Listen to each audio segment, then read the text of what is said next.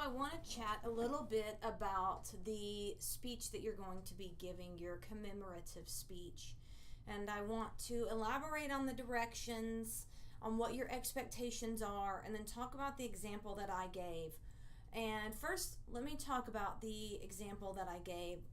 I really like to be real with my students and get to know my students and allow you guys to get to know me. And so when I was designing this class, this is something that I recently went through.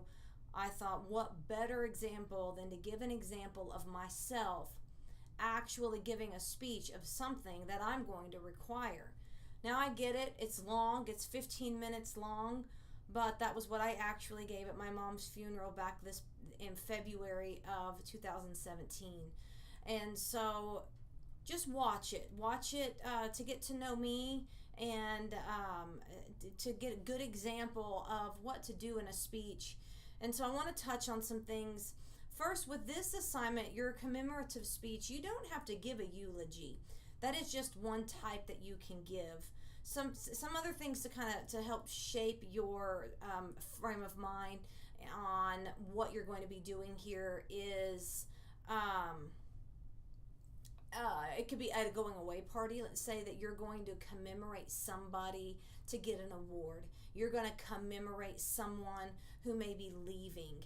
You may be, commemorating an event. If you are at an event, say for example, you were at the World Trade Center and you wanted to commemorate that event for a certain ceremony. Those would all be examples, but the main things I see are commemorating a person, such as the one that I gave that you can see on the screen here. That is my mom in the corner there. When you watch this, I have the introduction and I have my central idea that I'm going to tell you about the Sondra Wallace, whom I knew, and I had key points that followed that. I shared who she was to me. I shared some of my favorite memories, and then I ended it with a conclusion.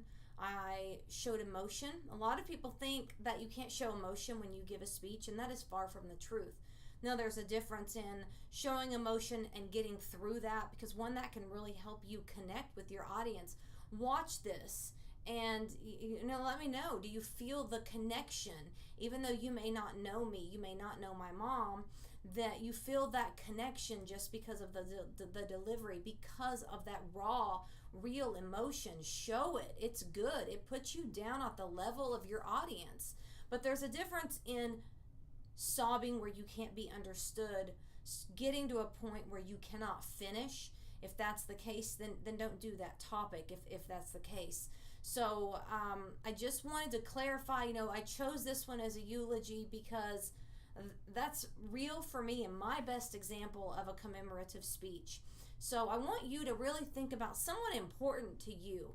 And if you were going to commemorate them, it could be your mom who may be sitting next to you right now, and think that you want to just commemorate her for everything that she's done. Tell us what this person is to you. Why are they important? What are some of your favorite memories? What are the highlights of their life? You're not going to give biographical information. I didn't do that here. So think about how you would want to best honor someone, best commemorate someone, either living or dead. So that's going to be your assignment here. And so shoot me an email to get approval for your topic. But I don't want this made up. Now I say that if you're going to be making it up if you're pretending that your mom is leaving, but I want it to be a real person, and I want it to be real meaning behind it. I don't want you to make something up. I don't make up somebody's eulogy. Don't pretend that you have an Aunt Sue when you don't have an Aunt Sue.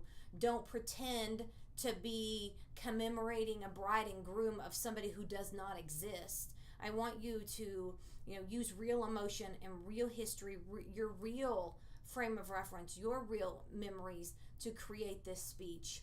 Make sure you go back to that other lesson and you have an introduction, central idea, key points, transitions, and a conclusion. Again, make sure you watch that video of mine. Things will pop up on the video that'll show you what I'm talking about. Don't start it out with, today I'm going to commemorate my mom. That's not an introduction. That's not a hook. So I hope this helps clarify the directions. You are going to give your speech. You're going to stand up, hold your driver's license, cover up everything. I just need your face in your picture, smile, show your audience, and then I'm going to start your time. It's a 2 to 4 minute speech. Don't go under, don't go over. I hope this helped clarify, and let's move on.